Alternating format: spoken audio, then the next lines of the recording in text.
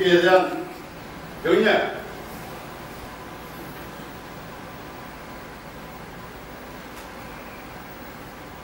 바로 다음은 애국가 제창이 있겠습니다.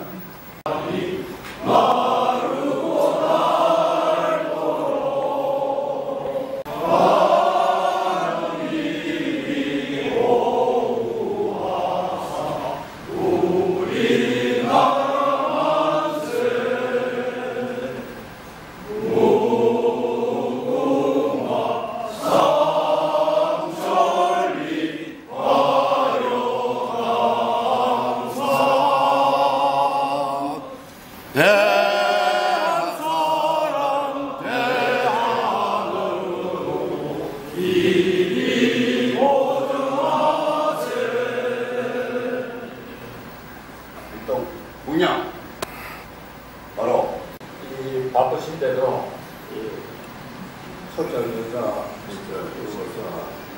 네 분들 이렇게 참석해 주셔서 대단히 감사합니다. 우선 이동복 교수님은 여러분들이 잘 아시는 남북 5.19 회담 대표를 맡았고 또 15대 국회의원을 역임하셨습니다.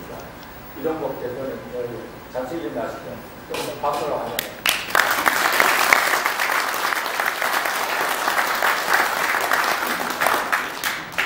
그 다음 정주재 TV 대표님은 여러분 잘 아실 겁니다. 앞으로 해당 마이크로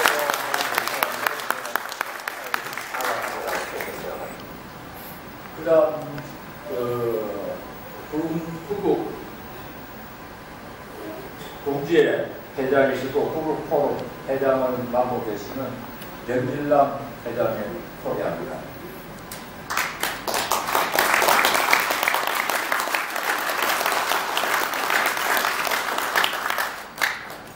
그 다음 ROTC 애국동계 회장을 맡고 계시는 이우연 회장이십니다.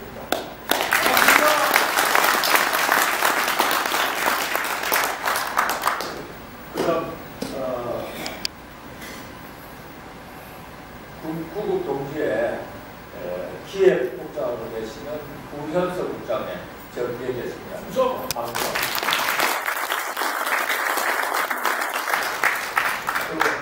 ROTC 사무국장으로 계시는 이동환 국장.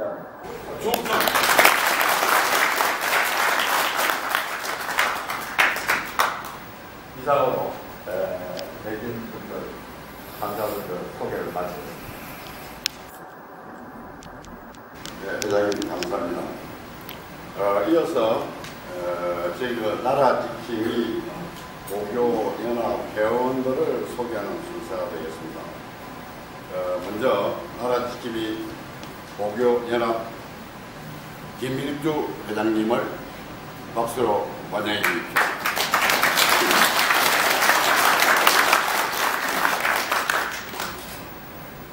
공동대표이신 용산고 이구용 공동대표님 축하합니다.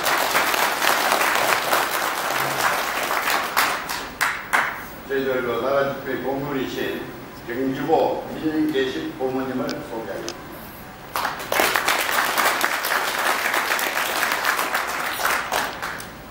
홍보국장 서울고 정충남국장님 소개합니다.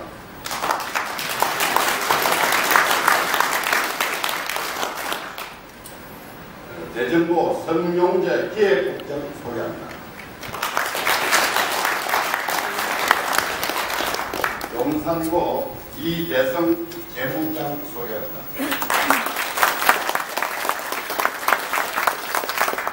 경복고 이홍식 사무회장 소개합니다.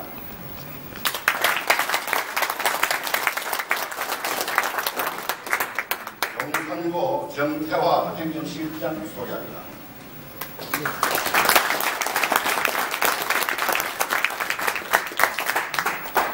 영남고 이상진 정책위원을 소개합니다. 서울고 박향한 정책위원 소개합니다.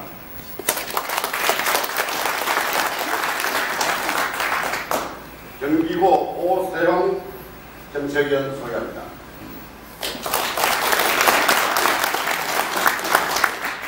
경기고 이경용 정책위원 소개합니다.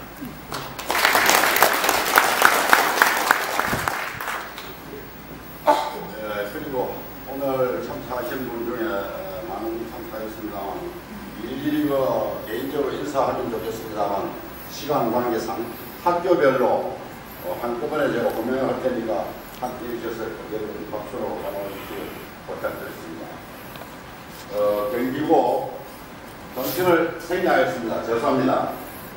김일두, 민계식, 유범규, 박정수, 우동화, 정도섭, 서성원, 박현열, 김영일, 정신모, 오세흥, 이경용, 박완석 이상 13분입니다. 해주셔서 좀 인사해 주십시오.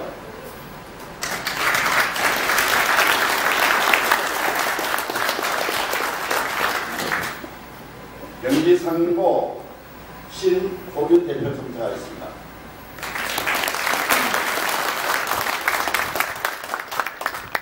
경남고 서정준 대표는 외 이상진, 박호문, 박효바, 설화순, 이성원, 유장열, 조영호, 김영생, 이종현, 구춘호 이상 11분 참석하였습니다.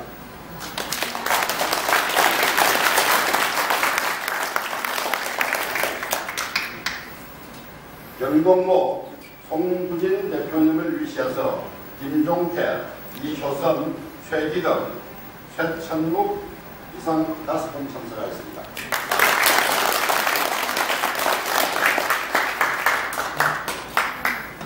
영복고 이홍식 대표, 전명식, 홍기표, 박성대 4분 참석하였습니다.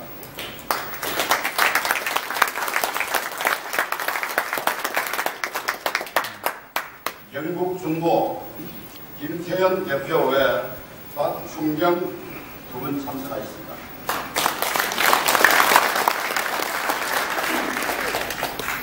인천고 김영수 대표와 김일태 참석하였습니다. 남성여고 이향숙 대표 참석했습니다.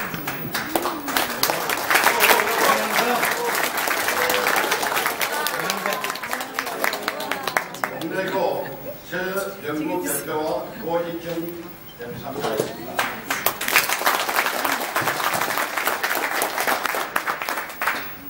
대구상고 최희우 대표 참석하였습니다.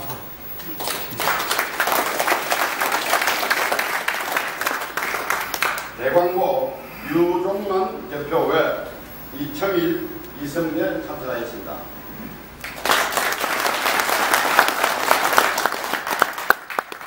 대전고 이현규 대표 외 성용재, 장명환 3분 참석하였습니다.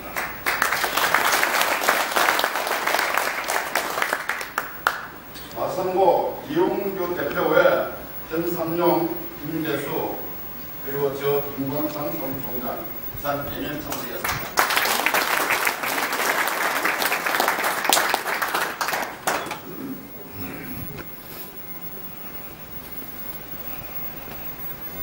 마산여고 정송강 회장은 여기 밑에서 차가 못 올라오고 있다는 소식이 전해왔습니다. 배재고 조행작 대표 유원상 씨 참석하였습니다.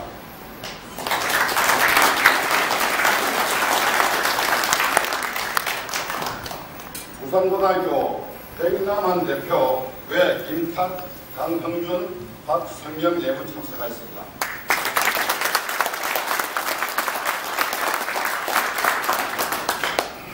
부산여고 이명숙 대표님 참석하였습니다.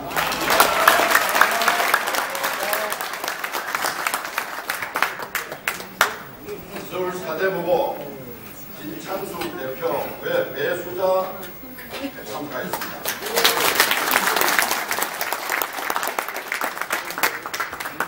서울고 윤종현 대표 외 성춘남, 박양한 3분 참석하였습니다.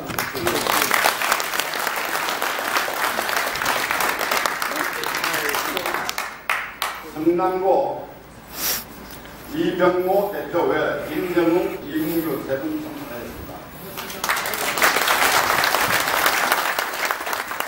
중동고 오성민 대표 외 허창균 참석하였습니다.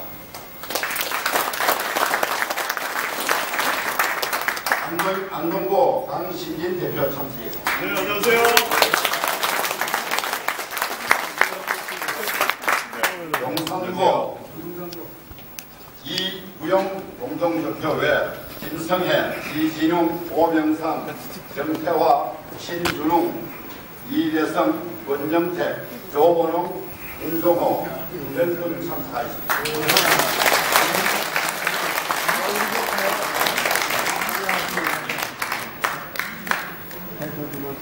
한양고 오재석 대표님 참석하였습니다.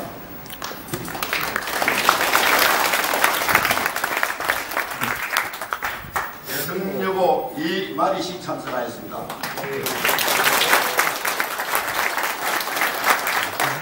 홍보여고 김경숙씨 참석하였습니다.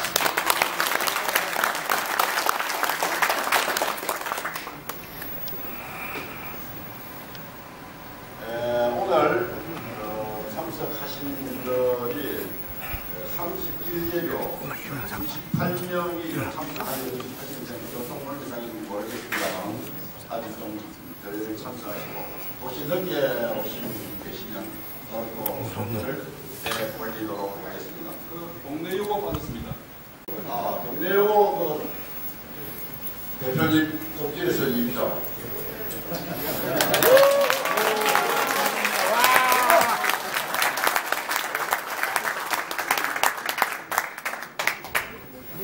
일남 회장님의 축사부터 올리겠습니다.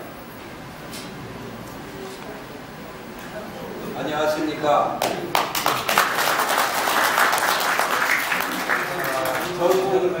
전국동리연합회 회장 및 구국포럼의 회장을 맡고 있는 대구일강 예민육군 소장입니다. 제가 이렇게 어려운 정책을 받아가지고 너무 어려움이 많지만 오늘 여기 와서 보니까 용기가 용서를 치는 것을 내가 느끼겠습니다. 이렇게 전국의 고교 청년앞에서 이렇게 모임을 갖고 또 이렇게 열성을 보이는 걸 보니까 저도 용기를 갖고 열심히 여러분들과 함께 힘을 합쳐서 대한민국을 위해서 대한민국의 안보를 위해서 열심히 노력하고 뛰겠습니다. 감사합니다.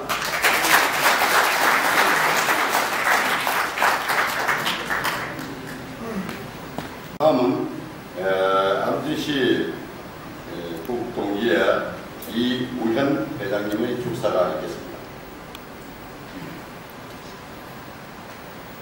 반갑습니다. ROTC 애국 동계 회장을 맡고 있는 이우현입니다. 여기 계신 분들 이렇게 보니까 다 우리 아스팔트 위에서 다 뵙던 분들 같아요.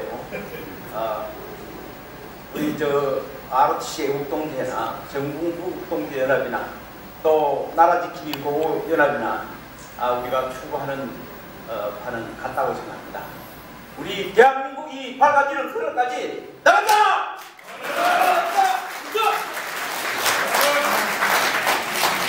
국회의원이셨고 명예대에서 교수하신 여러분이 잘 아시는 이동목 교수님의 특별 강연을 듣도록 하겠습니다. 여러분 박수로 환영드립니다.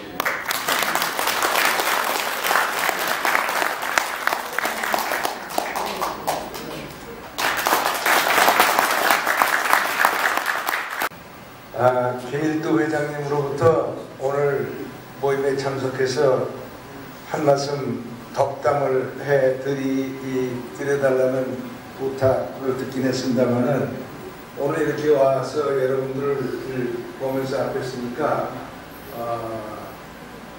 굉장히 마음이 무거워짐을 느낍니다. 사실은 나라지킴이 고교회나 여러분들이 한자리에 이 자리를 같이 하신 걸 보면서 생각나는 옛날 일이 있어서 그걸 잠깐 소개를 해드리는 것으로 제 말씀을 시작하겠습니다. 제가 1960년 3.15 전부통령 선거가 있을 때 한국일보 기자였습니다. 그 당시에 서울대학교 2학년 재학 중에 한국일보에 들어가가지고 3년차 기자인데, 아시다시피 3.15 전부통령 선거 부정선거 시기가 났죠. 마산에서 번호표를 받지 못한 사람들이 시청에 와서 번호표를 달라고 요구를 하는데, 거기다 대고 경찰이 총을 쏴서 10여 명 사상자가 났습니다. 이게 엄청난 문제가 생겼죠. 그런데 사실 3.15 전부통령 선거의 실체는 뭐였느냐? 그 최인규 내무장관이 주동이 되어가지고 전국적으로 4월 사전투표를 했습니다. 4월 사전투표를 어떻게 하느냐? 4월의 유권자들한테는 번호표를 보내지 않고 거기에 해당하는 4월의 표에다가 이기붕 씨를 기표해가지고 집어넣는 거죠. 그런데 이것이 전국적으로 되지는 않습니다. 왜냐하면 전국적으로 어떤 그 지방에는 야당 성향의 경찰서장도 있고 그러니까, 그래가지고 그날 투표가 끝나고 나서 개표 과정에서 엄청난 혼란이 생겼어요. 왜 혼란이 생기느냐? 어떤 개표구에서는 투표를 까보니까 투표 용지가 유권자보다 훨씬 많게 나왔어요. 거기는 4월 번호표를 다 내보내고 그 4월 또 사전투표를 넣었으니까 100몇십 프로의 투표가 나와가지고 밤새도록 그 조정을 해가지고 개표에서 발표해가지고 이제 이기붕 씨의 당선을 선포했죠. 3월 17일 오후 3시에 이기붕 씨가 서대문 관저에서 사저에서 기자회견을 했습니다. 근데 그 당시 이기붕 씨의 건강이 아주 나빠서 말을 못합니다. 말을 못하니까 그 옆에 한희석 자유당 중앙위원회 부의장이 옆에 서가지고 이기붕 씨가 뭐 입을 좀 튀면은 그 한희석 씨가 그 입 운동하는 걸 보고 통역을 하는 겁니다. 이렇게 말씀하셨습니다. 해가지고 하는 식으로 기자회견이 진행되는데, 그 자리에서 제가 바로 앞자리에 앉았다가 이런 질문을 했어요. 그 한해전인 59년에 프랑스의 식민지 알제리에서 반란이 일어났습니다. 그때 이제 망데스 프랑스의 제5공화국 정부가 알제리아의 독립을 허용하니까 알제리아에 있던 그 프랑스 교민들하고 오인 부대가 반란을 일으킨 거죠. 그래서 망데스 프랑스 정부가 무너지고 그 시골에가 있던 그 드골이 풀려나와가지고 대통령으로 돌아왔습니다. 그 드골이 대통령이 돼가지고 알제리아 반란을 어떻게 진압하느냐면은 엄청난 군대를 보내가지고 알제시를 넓게 포위를 합니다. 넓게 포위하고 그 포위망을 매일 몇 킬로미터씩 압축시켰어요. 들어갔어요. 그 일주일 동안 그렇게 하는 동안에 그 생필품이 들어가는 보급만 열어놓고, 그렇게 하니까 일주일 만에 그 반란군이 항복을 했습니다. 그래서 제가 이렇게 질문했어요. 알제리아에서는 이런 이 반란이 일어난 것에 대해서 일주일 이상 그렇게 포위를 하고 총알도 안 쏘고 항복을 하는데, 마산에서는 번호표를 달라는 그 유권자들을 2시간을 목격해가지고 총을 쏴서 이렇게 사상자를 했는데, 그걸 어떻게 생각하십니까? 어떻게 수습하시겠습니까? 하고 질문했더니 이기붕 씨 입에서 아주 명료한 소리가 나왔어요. 총은 쏘라고 준 거지 가지고 놀라고 줬습니까? 아주 충격적인 말이 나왔어요. 그래서 기자회견도 그걸로 그냥 끝나버리고, 그리고 신문에서 보도를 못했어요. 경찰에서 말하자면은 취재대상이 안 된다 해가지고 이틀 동안 보도가 안 됐습니다. 그래서 4월째 되는 날 그 회견장에 와 있던 조영중이라고 하는 조선일보 기자가 그 야당 출입하는 조세영 씨한테 그 메모한 수첩을 줘가지고 이거를 조재천 대변인한테 줘서 조재천 대변인이 총은 쏘라고 준 것이지 가지고 놀라고 준 것은 아니다라는 망언에 관하여 라는 장문의 성명을 받았어요. 야당 대변이 성명을 받으니까 신문일지 톱 기사로 났고 외신에도 나오고 이 엄청난 파장을 일으켰어요.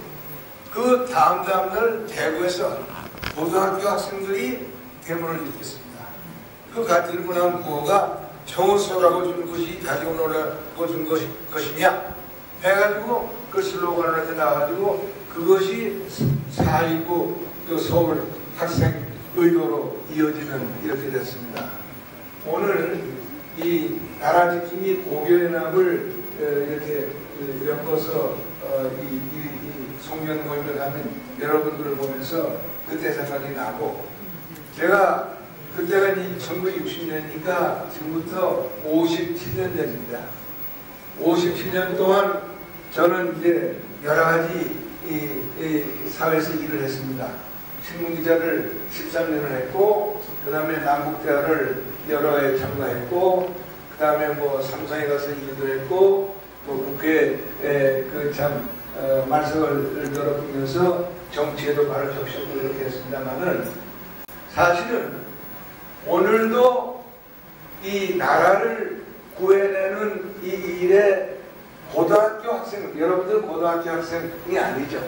고등학교 나온 지 벌써 수십 년이 되는 그런 참 노안들입니다만은, 고등학교 깃발을 들고 나라를 구하는 일에 나서야 되는 우리나라의 운명을 이렇게 다시금 그 생각에 대해서 그 말씀을 드렸습니다. 여러분, 이제 우리나라가 지금 처해 있는 형편은 아마도 조금 이따 정규재 대표께서 좀 저보다 더 아주 설득력 있게 언급을 해주시려고 생각합니다만은, 저는 1972년부터 남북회담에 참가해서 그 이후의 평생을 북한 문제를 가지고 다루고 고민하면서 지내온 셈입니다. 지금도 북한 문제에 대해서 관심을 놓지 않고 있습니다. 이런 입장에서 지금 이런 그 생각을 합니다. 제가 1972년 11월 5일 날 평양에서, 아마 그 이름을 기억하시는 분이 계시겠지만은 전금철이라고 하는 자가 북측 대변인으로 제가 가서 봤는데, 남북조절위원회 구성 및 운영에 관한 합의서라는 문건을 가지고 이틀밤 밤새워 협상을 하다가 결렬이 있습니다. 뭐 결렬이 왜 되느냐? 합작이라는 용어 때문에 결렬이 됐습니다. 뭐 아무튼 그 장황스러운 말씀은 지켜놓겠습니다만은, 그때 그 밤을 세우는데 어느 순간인지 전금철에 정색하고 이 선생, 내가 한 말씀 할 테니까 대답을 해 주십시오. 그러더니 이런 얘기를 하더라고요. 공산주의에 반대하면 민족 단결이 안 됩니다. 민족 단결이 안 되면 통일이 안 됩니다. 그게 공산주의에 반대하는 것은 통일에 반대하는 겁니다. 이걸 물어보라고요. 내가 당황했어요. 이거 대빨말이 난감하지 않나 이런 생각을 하다가 얼핏 생각에, 이것이 3단 논법을 가지고 있는 나를 가지고 데리고 올라오고 그러는구나. 그래서 제가 이렇게 얘기했어요. 전 선생, 나도 질문합시다. 내가 하나 질문할 테니까 낙제 먼저 대답을 하시오. 공산주의를 주장하면 민족 단결이 안 되죠. 민족 단결이 안 되면 통일이 안 되는 거 아니에요? 공산주의를 주장하면 통일에 반대하는 겁니다. 내 말을 어떻게 생각하시오? 그랬더니 그놈이 말이 쑥 들어가서 그 문제를 거기서 보는 요 말의 교환 속에 우리가 지난 70년 동안 겪어온 공산주의와의 다툼에 아주 에센스가 거기 숨겨져 있습니다. 우리가 지금 이것을 극복을 못하고 살고 있어서 종북 사상, 종북 이 문화의 범람을 우리가 겪고 있습니다. 여기에 이제 우리가 어떻게 대처해야 되느냐? 뭐 이제 이 어린 나라지킴이 고교연합이 형성된 계기가 태극기 시위에 있죠. 태극기 시위는 발단이 그 박근혜 대통령에 대한 탄핵 문제로부터 시작이 됐고, 이 탄핵 문제의 부당성을 주장하는 애국 시민들의 운동이 태극기 시위로 발전이 됐고, 그 태극기 시위에 참가하는 가운데 여러분 수십 개의 대한민국 고등학교 동문 여러분들이 오늘의 이 모임을 지금 형성하게 됐죠. 그런데 사실은 저 같은 사람의 마음속에 좋지 않은 난감이 있습니다.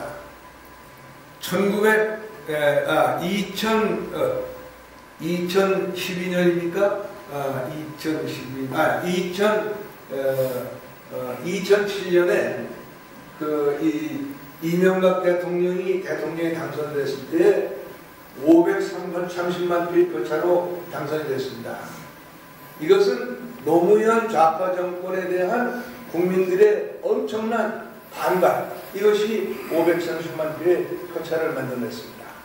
그렇다면 우리 같은 사람들은 그 당시에 어떤 생각이었느냐면은 이명박 정부가 구성이 되면은 이명박 정부는 당연히 진지전을 해야 된다. 이 우파 보수 세력의 진지를 정부의 확고하게 구축해서 그 진지를 기반으로 해서 밖에 나가서 좌파나 이 좌파에 대적을 하고 또 경우에 따라서 좌파를 포섭해서 우익으로 포섭하는 일도 있겠지만 그렇게 해야 된다 그랬는데 이명박 대통령의 선택은 전혀 뜻밖이었어요. 소위 중도적 어떤 무슨 중도주의를 폄하해가지고 우파는 버리고 좌파 내지 그 종국적인 성향의 사람들을 정부와 여당에 넣어가지고 이것으로 정부 여당 세력을 구축하더라고요. 그것 때문에 이 보수 우파 세력의 이 시민 운동하던 분들은 굉장히 엄청난 그 마음의 상처를 입고 그런 상태에서 결국 이제 2012년 이제 선거에서 어렵사리 박근혜 정부를 발족시켰단 말이죠. 사실은 박근혜 대통령이 성립됐을 때부터도 저를 포함해서 많은 보수적 애국 시민 운동하던 분들이 직간접으로 박근혜 대통령에게 호소를 했습니다.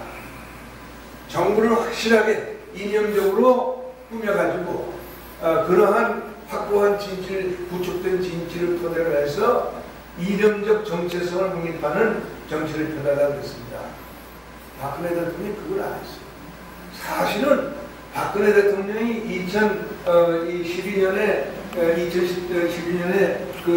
이제서 그 정부를 구성할 때 바로 오늘 우리가 이렇게 앉아서 우리 그 이승용을 갖는 나라지킴이 고교연합을 포함해서 그 부국 동지회 이런 ROTC 동지회 이런 분들을 모아서 국가를 지탕하는 지지 세력을 확고히 구축하고 그 토대 위에서 나라 일을 운영했다면 오늘의 우리가 겪고 있는 혼란은 방지됐을 것이라고 생각합니다. 아주 때가 늦었습니다. 그러나 우리 역사를 통해 보면 이것이 우리 한민족이 겪어온 역사의 연장입니다. 아시다시피 우리가 항상 이런 일을 겪을 때마다 되는 일입니다만은 임진왜란을 생각하죠. 임진왜란에 국왕이 참 그야말로 엉망으로 이 나라 일을 해서 결국 임진왜란이 일어나도록 방치하고 그리고 임진왜란에 대적할 수 있는 국내 체제를 갖추지 못했기 때문에 신의주로 봉지를 하면서 결국 7년 전쟁이 지속되는 동안 이 나라를 건져낸 것은 안에서는 오로지 이순신 제도 활동이었고 그 다음에는 의병 활동이었습니다. 의병이 이 나라를 건졌어요. 여북하면은 저도 가끔 읽으면서 감동을 듭니다마는 서해 유성민이 쓴 이 징비록을 보면은 거의 매 페이지마다 이 서해 영탄이 나옵니다. 오늘 일이 이렇게 지나간 것은 하나님이 있어서 된 일이지 인간이 한 일이 아니다. 그렇게 해서 나라가 멸망해서 살아났죠. 그런 일이 우리 역사를 통해 보면 비일비재였기 때문에 오늘의 어려움을 겪으면서도 희망의 줄을 우리가 놓을 수가 놓지 못합니다.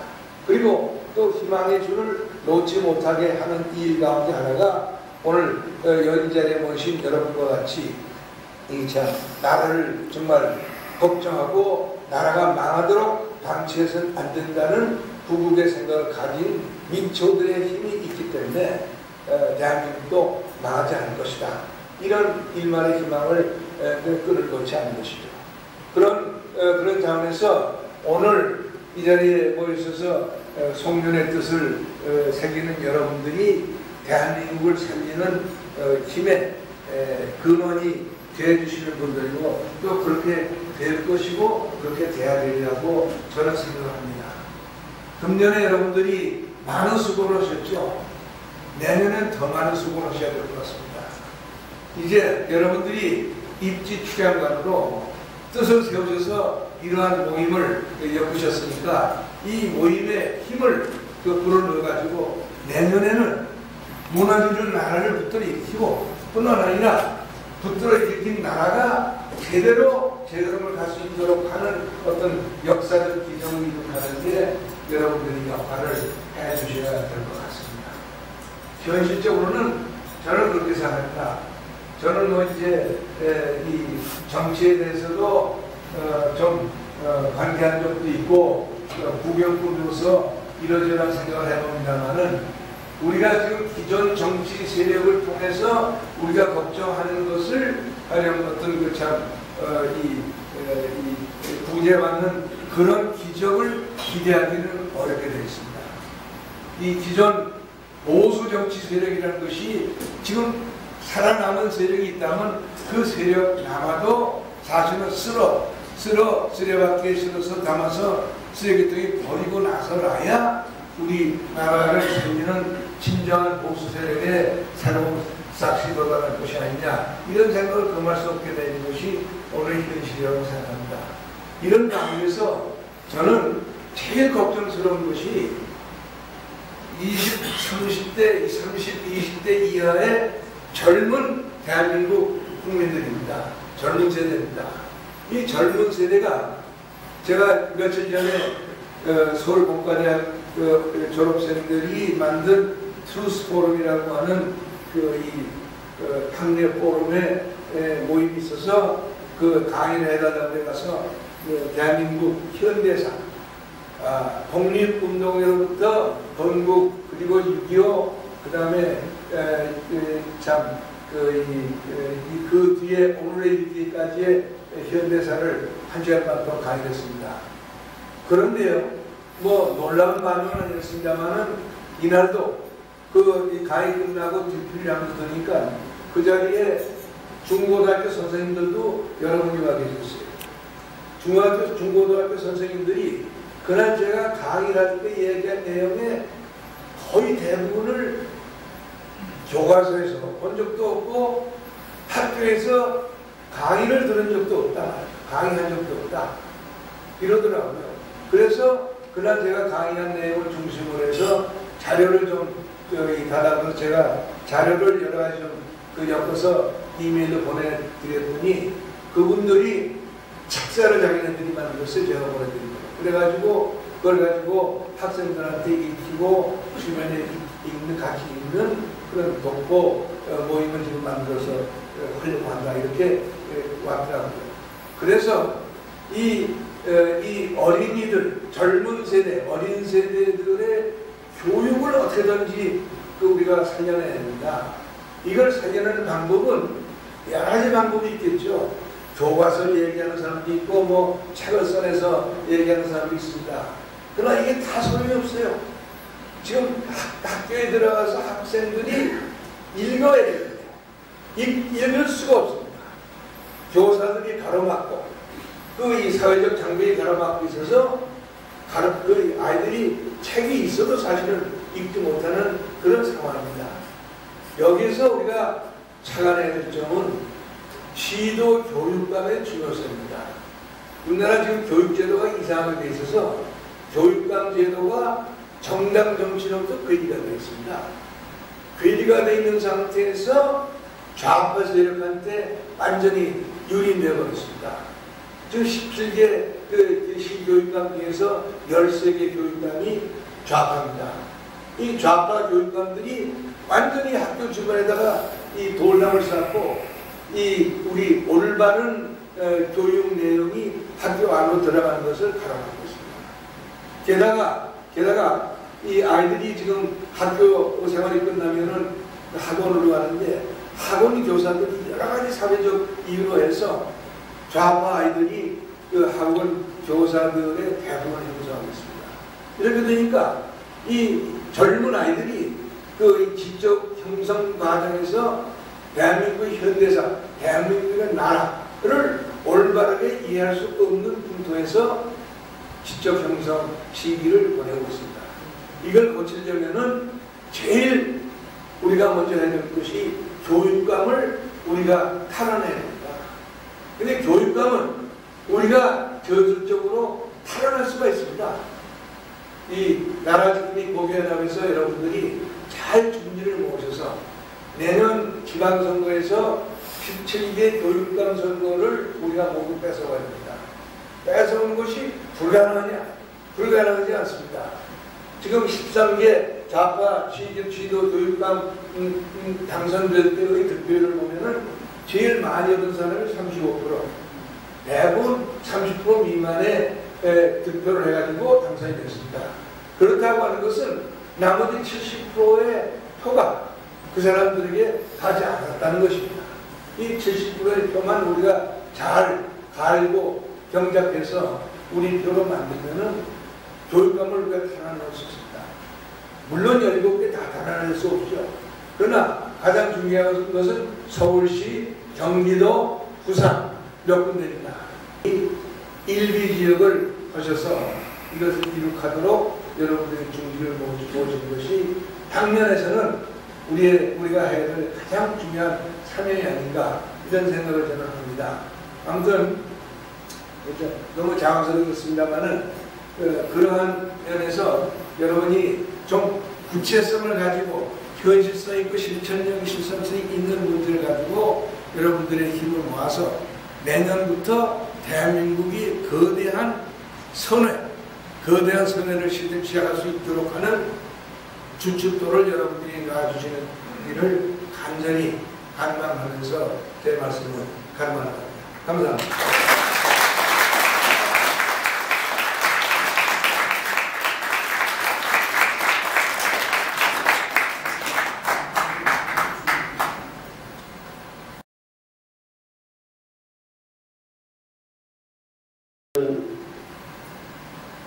얘기는 별로 드릴 게 없고요. 제가 원래 이 대중연설은 아주 잼병입니다. 잼병연설. 옛날에 학교 다닐 때는 대목 주도 많이 하고 다녔습니다만 대중연설은 잘 못하는 것 같은데 지금 이동국 쌤도 역사에 대해서 많은 얘기를 하셨습니다. 한국인의 수준에 자유시장 경제라고 하는 시스템하고 자유민주주의라고 하는 제도가 과연 한국인들이 그런 제도를 운영할 만한 능력이 있는 것인가 하는 생각을 사실은 저는 요즘 많이 하고 있고 또 약간 절망감 같은 걸 갖고 있습니다. 실제로 전 세계에 이 수많은 국가들이 있고 1945년 2차 세계대전 이후에 태어난 국가들뿐만 아니라 사실은 선진국이라고 하는 국가들도 종종 이 자유민주주의를 하는데 실패했습니다. 그 실패의 대표적인 경우는 뭐 이탈리아하고 독일 같은 경우죠. 그 파시즘이라고 하는 것은 사실은 극우의 어떤 형태라기보다는 극좌의 어떤 형태로서 스탈리니즘하고 비슷한 겁니다. 그런데 이 1차 세계대전 이후에 민주주의 제도를 하겠다고 나선 국가 중에 제대로 지금까지 민주주의를 하는 국가는 별로 없습니다.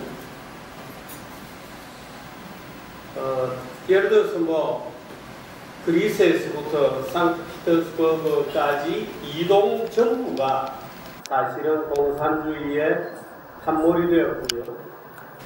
1917년에 시작한 레닌 혁명이 마지막으로 저지된 곳이 대한민국이었거든요. 그래서 대한민국은 만들어진 거예요. 지금 대한민국 건국을 둘러싸고 좌익들은 1948년을 인정할 수 없다, 뭐 이런 식의 이제 말장난들을 하면서 임시정부가 상해 인정이 기원이다 이렇게 얘기하는데 조금 있으면 걔들 말 바꿀 겁니다. 임시정부로 일단 끌어올린 다음에는 사실은 상해가 아니고 여러 가지 좌익 임시정부들이 많았다 이렇게 이제 말을 바꾸게 될 텐데 실제로 대한민국이 건국된 것은 물론 48년입니다만은 긴 역사로 볼 때 제대로 건국이 된 것은 6.25 전쟁을 통해서입니다. 저는 그렇게 생각합니다. 아마 조금 있어서 이제 해가 바뀌면 문재인 정부가 헌법 개정안을 들고 나와서 소위 지방자치, 지방연방 뭐 이런 달콤한 돈 퍼주는 지방자치 헌법 개정안을 들고 나올 거예요. 그렇게 되면 이제 시골 지역 전부를 완전히 쓸어버릴 수도 있습니다. 그렇게 되면 이제 지금 지방자치단체들이 재정자립이 30% 이렇게 안 되는 지역도 있는데 그런 지역에는 엄청나게 퍼줘서 한 90%까지 재정을 채워준다는 뭔가의 공식을 만들어내서 지방에 말하자면 선거를 쓸어버릴 가능성도 있습니다. 그렇게 되면 이제 대한민국은 참 싹수가 굉장히 없다 이렇게 되겠는데요. 어떻든 이 민주주의라고 하는 것은 참 하기 어려운 거예요. 거의 아프리카는 뭐 여전히 안 되고 중동에는 민주주의 한다고 6년 만에 IS가 튀어나와서 완전히 불바다가 됐죠. 남미는 민주주의 한다고 몇십 년 만에 완전히 포퓰리즘으로 빠져서 엉망이 되었거든요. 대한민국에도 한국인이 민주주의를 감당할 만한 지력이 없다 이렇게 보는 것이 아마도 맞을 거예요. 그래서 이제 이승만, 박정희 시대의 위로부터 주어지는 민주주의라고 하는 오랫동안의 시스템이 끝나고 그것을 대체하는 소위 진성민주주의를 해내는데 실패하고 있는 거죠. 그럼 한국인은 왜 자질이 없나? 물론 교육받을 기간도 없었고요. 물론 저도 한국인입니다만은 옛날 얘기식으로 하자면 한국인은 거짓말을 굉장히 잘한다고 한국인이 얘기했다 하는 꼴 비슷하게 되긴 합니다만은 한국인은 우선 거짓말을 굉장히 잘해요. 조금 전에 이동국 선생님께서 말씀하신 역사 얘기도 모조리 좌익이 만들어낸 거짓말의 체계거든요. 근데 이 거짓말은 한국인들이 특별히 잘합니다. 아주 세계에서 제일 거짓말을 잘하는 민족이 한국입니다.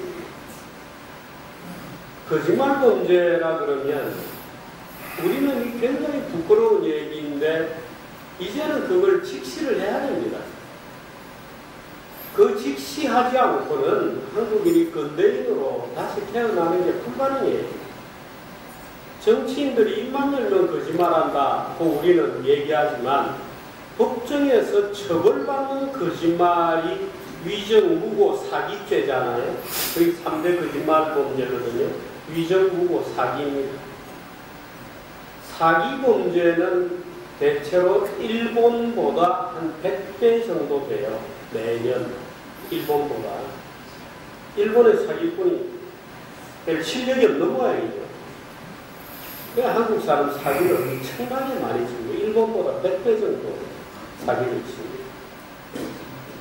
위성과 무고는 500배가 넘습니다. 놀라셨죠? 물론 제도의 차이도 있습니다. 한국은 명예훼손을 형사범죄로 다루는 반면에 일본에서는 민사로 다룹니다. 그래서 명예훼손에 당연히 따라가는 무고라고 하는 것이 한국은 많아지게 되어 있어요. 구조적으로. 왜냐하면 정부가 대신 누군가를 괴롭혀 주니까 오라가라 하면서 일단 긁어보는 겁니다. 그렇게 되면 대개 무고도 또 이제 반대로 엮이게 되는 거죠. 그런 법률적 차이가 존재를 하지만 형사정책 영감을 보면 우리나라가 위정무고 사기에 있어서는 인구 비례를 감안하지 않더라도 수백 배. 우리나라 근대사는 좌익들이 들어서 모조리 거짓말을 만들어 놓고 있습니다. 마치 공산주의 좌익으로 가는 게 대한민국인들의 선택이었는데 그 빌어먹을 미국 때문에 공산주의로 못 갔다고 거짓말을 지금도 하고 있습니다. 국민들이 다 그렇게 믿어요. 일부 우파에서도 그렇게 믿고 있습니다. 그런 거 아닙니다. 전혀 아닙니다.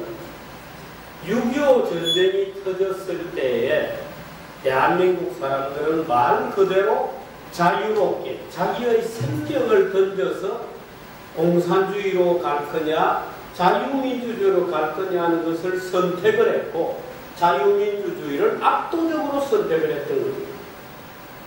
지금 이제 그때 숨겨져 있던 또는 소수가 된 공산주의 세력들이 70년, 60수년 만에 다시 점점 커져서 지금은 전체 국민의 41% 정도 된다 이렇게 봐야 됩니다. 문재인 대통령을 찍었던 41%거든요. 그런데 지난번에 원전 공론화위원회에서 원전, 탈원전을 그렇게 많은 과학적 증거에도 불문하고 탈원전을 찍었던 사람이 41%입니다. 그래서 저는 개인적으로 우리 사회 좌익이 점점 커져서 41% 정도 된다 이렇게 봅니다. 그런데 좌익은 역사 전체를 완전한 거짓말책으로 만들었습니다.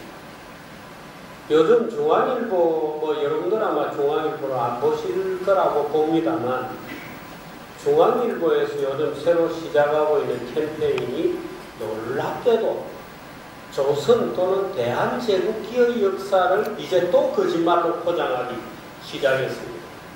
중앙일보가 요즘 시리즈로 하고 있는 것을 보면 고종이라는 인간이 나라를 팔아먹은 사람이 아니고 갑자기 독립투사인 것처럼 막 포장이 되기 시작했어요. 메이지하고 고종은 나이가 같습니다. 같이 40년 동안 또 국가를 다스렸는데 메이지는 아시아 최강의 국가를 만들어내고 고종은 나라를 팔아먹고 그 밑에 가서 왕이 되었죠. 그 고종은 망한 적이 없습니다. 이완용이를 대리인으로 내세워서 나라를 팔아먹었죠. 그런데 요즘 중앙일보는 고종을 마치 독립투사인 것처럼 묘사하기 시작했어요. 그 근대사까지 이제는 완전히 현대사 들어먹은 것은 이제 다 들어먹었다고 아마 보는 거예요. 그래서 요즘은 대한제국기 역사까지도 완전히 조작을 하기 시작했습니다. 말하자면 그런 세계관의 밑에는 반일 감정, 반일 무슨 이런 게 쫙 깔려 있는 겁니다.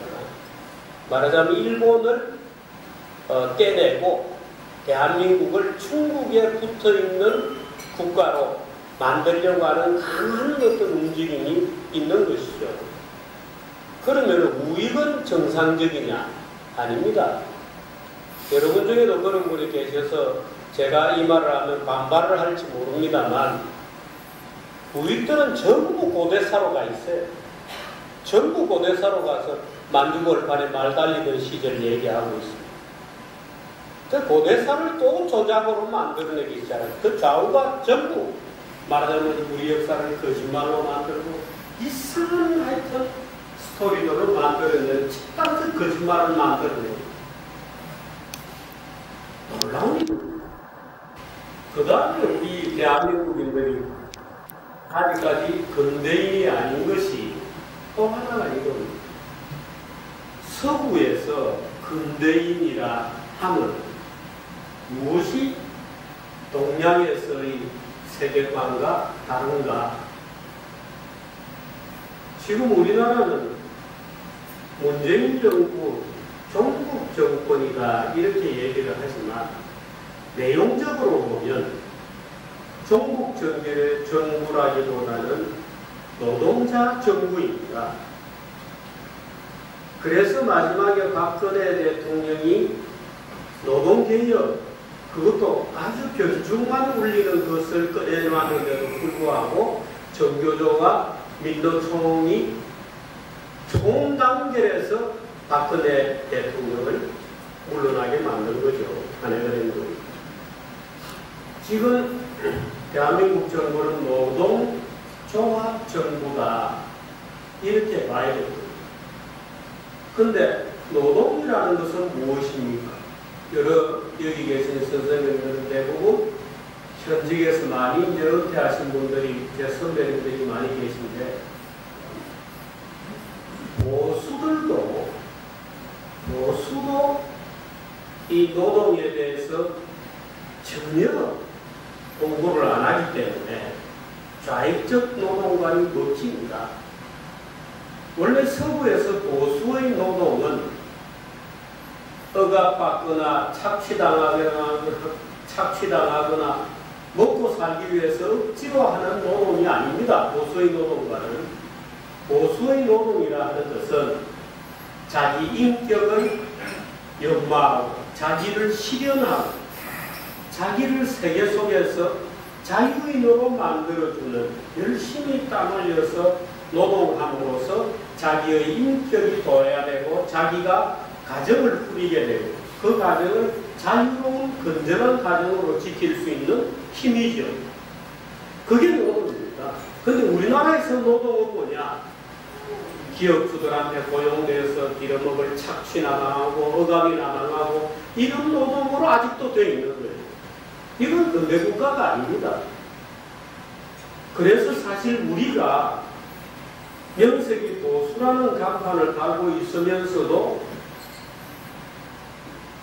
사실이 뭐냐, 진실이 뭐냐, 정말 자유민주주의가 무엇이냐, 자유시장경제가 무엇이냐,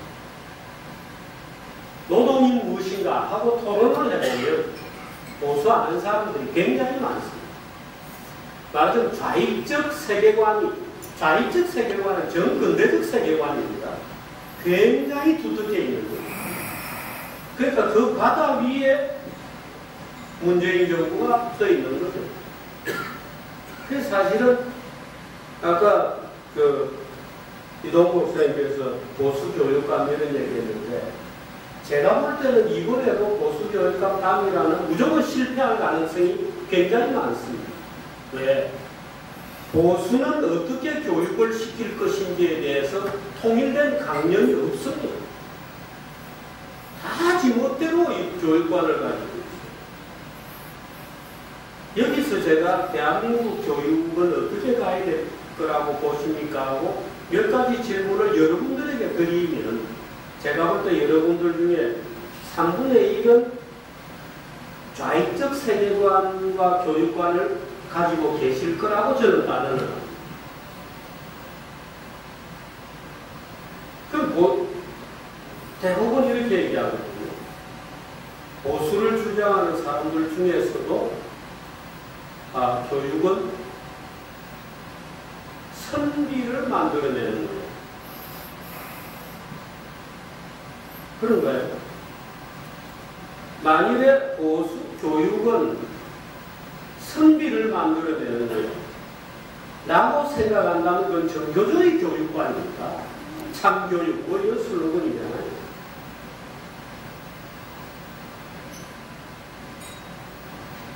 보수의 교육은 금박한 인간, 질박한 인간을 만들어내고 그 인간이 자기 직업을 가질 수 있게 돼요. 자기 직업을 가질 수 있도록 만들어서 그가 경제적으로나 정신적으로 타인에게 불종되지 않고 독립할 수 있는 교육을 하는 것. 서로 정의되어야 되는데 안 그렇습니다. 전혀 그렇지 않습니다. 그저 추상적으로 조선시대의 성리교육이다. 그 주자학적 세계는 공산주의적 세계관하고 똑같습니다. 그래서 아시아 대부분의 지역이 그 유교를 가지고 있었기 때문에 너무나도 쉽게 공산주의에 넘어가 버린 거예요. 그래서 북한이 뭐 하고 있는 게 그건 다 그렇고. 그래서 사실은 정말 보수의 가치가 무엇인가? 노동이란 무엇인가? 노동을 만일에 기업가들에게 매여서 착취당하는 것이고 노동은 하면 할수록 손해고 억압받는 것이다 라고 생각하는 동안은 사실은 진실한 보수가 아닌 거예요. 그런데 우리 스스로는 종국에는 반대하지만 사실은 보수의 저도 여러 가지 양보할 것도 많이 있기는 합니다만은 리터머스 시험지가 될 만한 질문지를 쭉 작성해서 한번 우리 스스로의 보수적 가치에 대한 말하자면 몰입도 또는 이해도를 조사를 해보면 몇 점이나 나올까. 저는 굉장히 좌익적 세계관이 널리 퍼져 있어서 유교적 세계관도 굉장히 널리 퍼져 있습니다. 그러니까 그 유교는 원래 좌익적이거든요. 대동사회거든요. 물론 계급 구조 안에서의 좌익입니다만. 그런데 유교는 끊임없이 우리가 유교 당쟁사 같은 것을 보면 언제나 지금 우리나라가 당쟁을 그대로 재현하고 있거든요. 기묘사와 무호사와 그대로 하고 있습니다. 우선 누구누구 왕 때 일어났던 일, 인조 반정 이런 거 지금 하고 있는 가만히 똑같습니다. 한국인의 머릿속에서 근대성이라고 하는 것은 언제쯤 과연 심어질 거냐. 자주독립적인 개인이 못하겠다, 따로 나가자 해서 아마 따로 나오신 분들도 많으시겠죠. 물론 저도 마찬가지입니다. 요즘 동창회 나가는 횟수도 줄어들고 그렇게 되죠.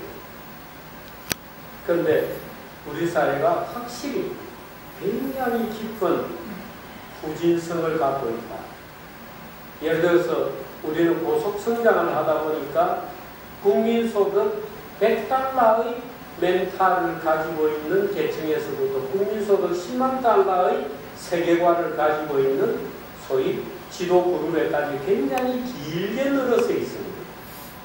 말하자면 스위스나 스웨덴이나 이런 나라 가보면 대개 국민소득 5만 달러다 그러면 3만 달러에서 한 7만 달러 정도의 말하자면 민도죠. 민도. 근데 우리나라는 100달러에서 10만 달러까지의 민도가 길게 줄을 늘어서 있는데 지금은 그 아랫부분이 윗단을 능멸하고 있는 거죠. 그 아랫부분이 윗부분을 완전히 쥐고 흔들고 있는 거죠. 정치라고 하는 도관이 그렇게 만들어낸 거죠. 민주주의라고 하는 도관이, 잘못된 도관이 그렇게 만들어낸 거죠. 그래서 우리가 가야 할 길이 참 멉니다. 굳이 기독교식으로 얘기하자면 모세가 유대인을 끌고 이집트에서 탈출해서 40년간을 광야에 헤맸다고 합니다만 40년까지야 가겠습니까? 그러나 아마도 꽤 우리 생각보다는 오래 갈 수도 있는 참 어떻게 보면은 괴로운 노력을 이제 우리는 시작하고 있는지도 모릅니다. 저도 마찬가지입니다. 저는 이제 한국정예신문에서 자의반, 타의반 이제 밀려나서 이제 펜앤이라고 하는 새로운 매체를 젊은 기자 9명 데리고 시작을 했는데요. 아마 1월 초부터는 저도 겁나는 길을 가야 됩니다. 그래서 가만히 생각해 보면 내가 이를 왜 시작했나 하는 생각도 있지만 어떻든 이 대한민국 언론들이 만들어내는 이 거대한 거짓말에 한번 도전을 해볼 생각입니다. 너무나 큰 거짓말이 있어서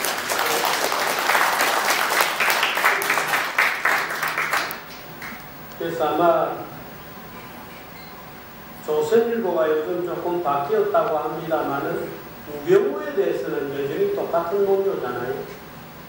아마 같은 사람이 5번씩이나 같은 검찰에 의해서 구속영장이 청구되는 것도 전 세계적으로 기네스북에 올라갈 겁니다. 조선일보는 아직 반성하지 않았어요. 우병우 사건을 딱 다루고 있는 기사를 보면 조선일보 아직 반성 안 했습니다. 중앙일보가 새로 역사 캠페인 시작한 거 보면 중앙일보도 전혀 아닙니다. 제가 이제 겨우 기자 9명 데리고 오늘도 종일 그 젊은 친구들하고 이제 가르쳐 가면서 같이 공부해 가면서 이제 단정히 하느라고 목이 다 쉴 정도인데 어떻든 열심히 저로서는 해보겠습니다. 근데 여러분들도 저도 도와주셔야 되지만 제가 만드는 펜앤을 통해서 공부를 많이 좀 해주십사. 제가 공부할 자료는 펜앤에 엄청나게 실어낼 겁니다. 그래서 그 공부도 좀 많이 해주십사. 그래서 보수의 무슨 보도매체일뿐만 아니고 제가 펜앤을 만들면 나라지킴이 공교연합 송년 파티한다는 기사도 쓰려고 그럽니다. 그런 거 어디 보내봐서 기사도 안 실어주잖아요. 앞으로 제가 쓰겠습니다. 근데 보도매체일뿐만 아니라 보수가 정말 대한민국인으로 거듭나는 교육의 센터도 될 수 있도록 열심히 해보려고 합니다. 많이 도와주고 또 사랑해 주시고 그렇게 해서 우리가 열심히 하면 그래도 조금은 대한민국이 이 남미행 어제 예산 보고 제가 오늘 그런 얘기를 했습니다만 문재인 정부 첫해 예산 보니까 대한민국은 남미행 특급열차를 이미 출발시킨 거다. 도대체가 대한민국 정부가 우리 적자를 보겠다고 대놓고 적자 예산을 편성한 것은 대한민국 정부 들어서고 처음입니다. 지금 완전히 얼굴이 뻔뻔해져서 적자 예산을 아예 보겠다고 선언을 해버렸어요. 이런 정부는 이때까지 있어본 적이 없습니다. 그래도 재정의 건전성을 지켜보겠다고 거짓말이라고 했는데 이제는 아예 철판 깔아버리고 재정 적자 보겠다고 선언한 정부는 문재인 정부가 처음입니다. 아마 세계적으로도 처음일 거예요. 그래서 남미행 특급열차를 이미 출발을 시켰지만 어떻든 우리들이 저지하고 또 정상궤도로 다시 돌릴 수 있도록 여러 선배님들하고 저도 여러 선배님 들과 함께 노력해볼 참입니다. 앞으로 갈 길이 멀지만 열심히 해서 멋지게 한번 그래도 우리 신나게 한번 일을 해봤다. 최선을 다해서 대한민국이 끌어지는 탈선하는 것은 한번 막아보겠다는 그런 결의를 다져 나가십시오. 선배님들 고맙습니다.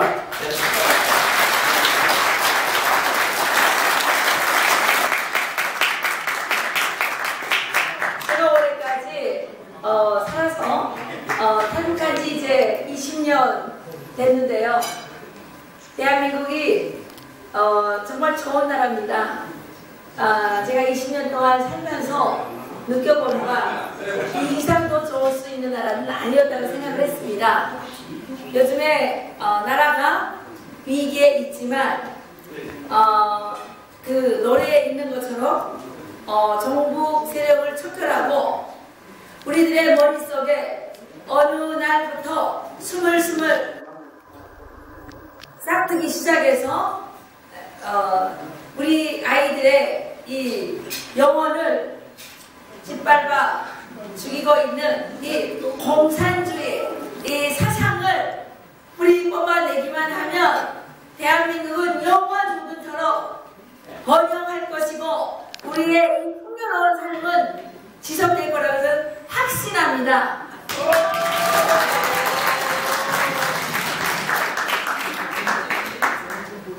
제가 처음에 왔을 때는 참 한국이 너무 잘 살기 때문에 북한 사람들은 어딘가 모자라고 우리가 어딘가 부족하고 또 저희들이 너무 노력을 하지 않아서 게을러서 북한 사람들은 300만 명이나 굶어 죽은 줄 알았습니다.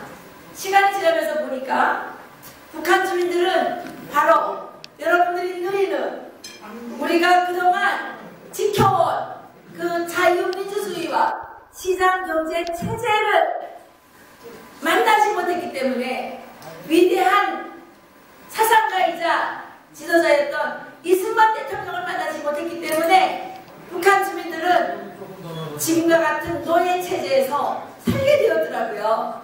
그래서 저는 이승만 대통령을 존경하게 되었고, 이 나라에 또 이런 산업화를 이루어낸 박정희 대통령을 존경합니다.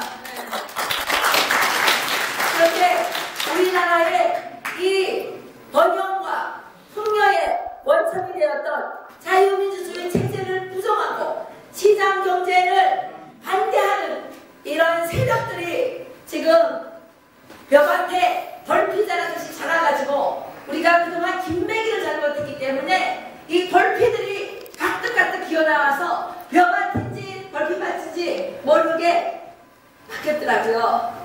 난 누구의 잘못입니까? 우리의 잘못입니다. 그렇죠? 네, 우리가 대체 공산 돌피들을 뽑아내지 않았기 때문에 이 공산 돌피들이 이 정말 훌륭한 벼밭을 망쳐놓고 있는 거 아니겠습니까?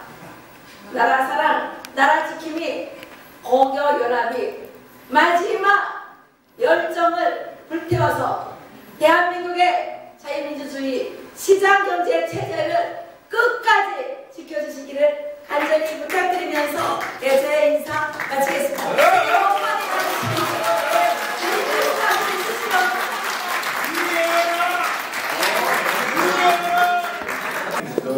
저희들 경기도당의 대표이시고 저희들 다른 산후회장이신 이홍신 선생님께서 멋진 하모니카 연주와 함께 음악 시간을 뽐내 계시겠습니다. 여러분 박수로 맞이해 주십시오.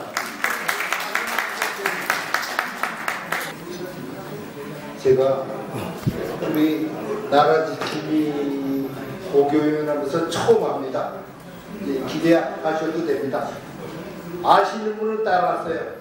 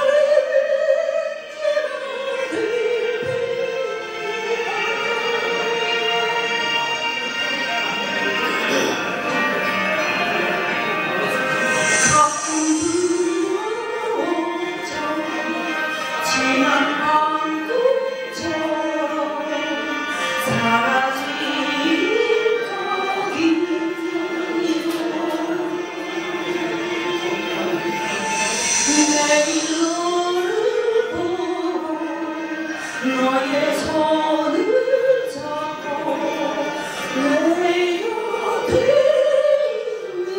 너를 장막에 앉은 바람 한 점으로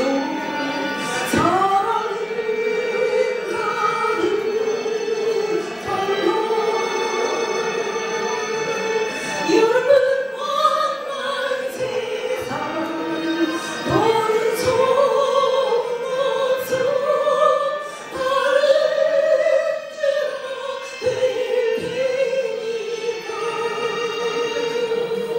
뒤에 더 있지만 시간이 없는 관계로 다음에 좋은 음악회에서 불러드리겠습니다. 감사합니다. 회의 말고 또 각 학교의 기수 대표분들도 전부 다 이 자리에 다 같이 참석을 했습니다. 과연 내년에는 우리가 나라 지키기가 어떤 방향으로 해나가야 될 거냐 하는 거는 우리 여기 있는 분들이 다 같이 한번 고민을 할 자리가 되었으면 해서 제가 좀 말씀을 드리겠습니다. 예, 우리 나라 지킴이 하면은 결국은 이 모임은 태극기하고 떠나서는 우리가 생각을 할 수가 없습니다. 태극기를 모태로 해서 태어난 모임이 나라 지킴입니다. 보수 정권의 부도라는 탄핵 사태를 막으려고 우리 모두 태극기 들고 시청 앞에 나갔습니다. 그러나 결과는 1997년과 마찬가지로 우리는 그걸 막지를 못했습니다. 그러면 이런 선례를 보고서 우리는 앞으로 어떻게 해나가야 될 거냐. 그러나 한 가지 저는 희망이 있다고 봅니다. IMF의 구제금융을 요청하니 전 국민이 4개의 가구 중에 1개 가구인 350만 가구가 자기 집에 있는 돌반지고 모든 건부치를 갖고 나와서 지금 외환위기를 극복하기 위해서 건부치가 얼마가 나온 줄 압니까? 1톤 트럭으로 220대 분에 해당하는 227톤의 금이 나왔어요. 당시에 한국은행 금 보유량이 얼마냐 하면 40톤밖에 안 됐습니다. 그게 5배 되는 금이 떨어졌어요. 그리고 그 금을 수출해가지고서 벌어들인 달러가 22억 불이었어요. 당시 외환 보유고가 단순히 20억 불밖에 없었는데 그보다도 더 많은 지금 건부치가 외환으로 우리가 지금 이제 보유를 하게 됐습니다. 그래서 지금 여러분 잘 아시다시피 이 2001년도에 우리가 조기 상한을 195억 불이라는 차관을 조기 상한을 해가지고서 IMF에 졸업을 하게 됐습니다. 그런데 지금 여러분들 대한민국의 외환 보유고가 얼마인지 아십니까? IMF 때에 200배에 해당하는 3천억 내지 4천억 불의 외환 보유고를 우리 갖고 있습니다. 그리고 무디스가 평가하는 신용 등급은 일본보다도 높은 AA2 클래스를 대한민국에 지금 이제 받고 있고 이렇게 대한민국이 성장을 했습니다. 그러면 우리 다시 한번 생각해 봅시다. 이 IMF의 조기 졸업을 할 수 있는 노하우를 우리가 갖고 있는 거 아닙니까?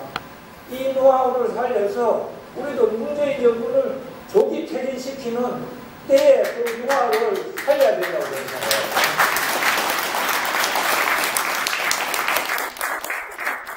실제로 제가 여러분들하고 같이 고민드리고 싶은 거는 이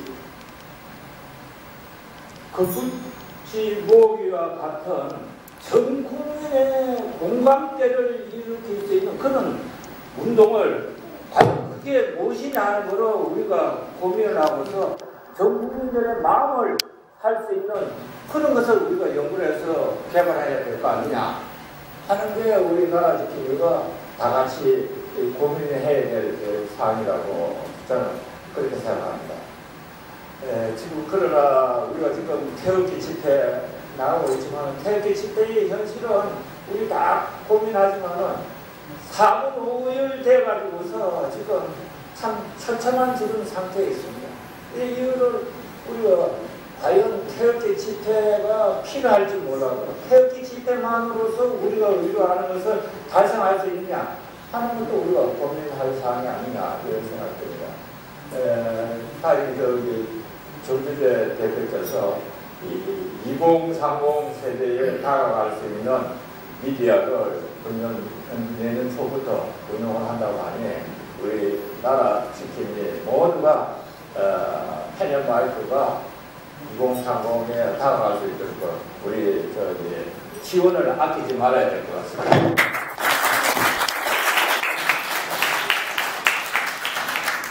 하나 제가 또 말씀드리고 싶은 거는 이 IMF를 겪으면서 기업이 이렇게 오늘날까지 성장할 수 있는 거는 그 저변에는 뭐가 있었냐면 IMF 전까지는 기업은 과도한 차입에 의해 갖고서 덩치만 키우는 쪽으로 사입 경영을 하다 보니 IMF가 갖다 지금 이제 위기를 받았습니다. 그래서 기업은 그때서부터 이래서는 안 되겠다.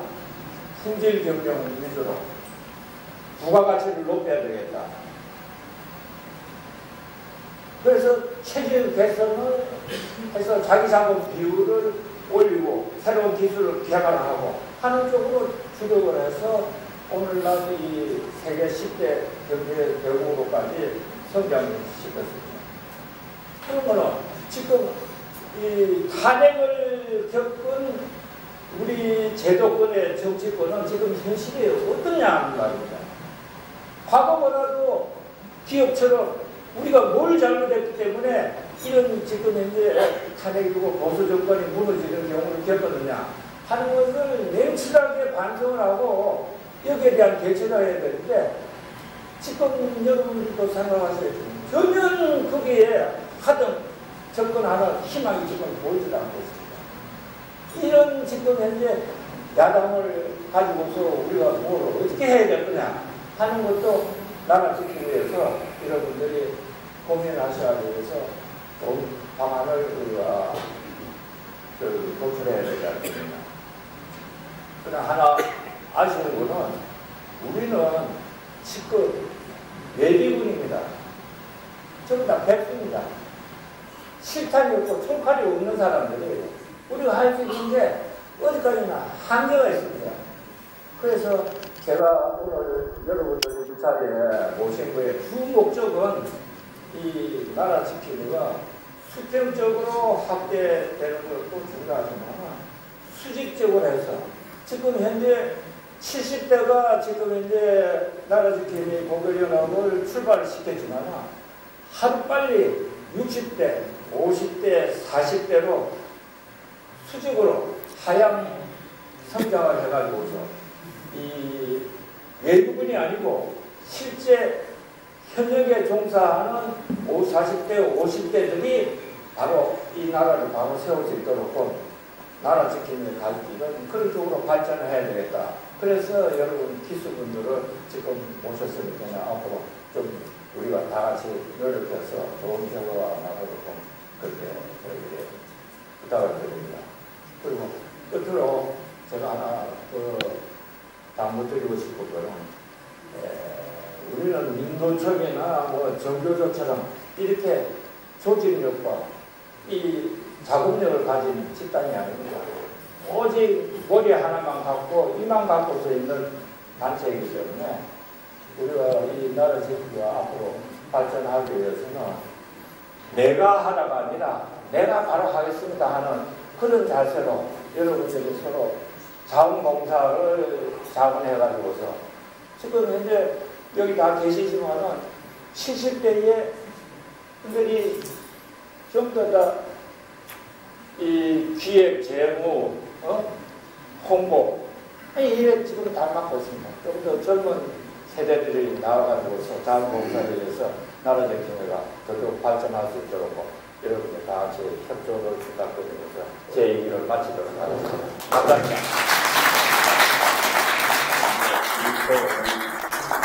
감사합니다.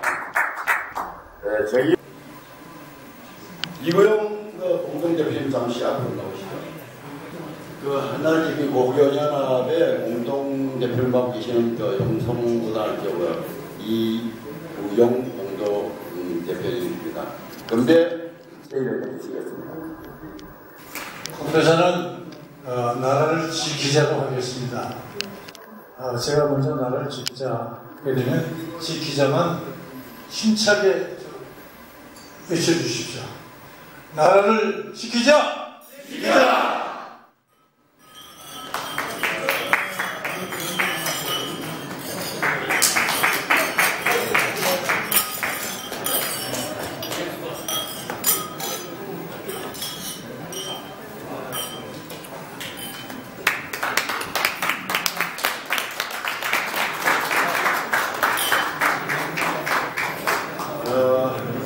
식사를 하는 중간중간 건배사도 하도록 하겠습니다. 이해를 해주시고 오늘 지금 먹는 게 되는 게 아니니까 오늘 모임에 비중 두시고 많은 성의를 부탁드리겠습니다. 맛있게 드십시오.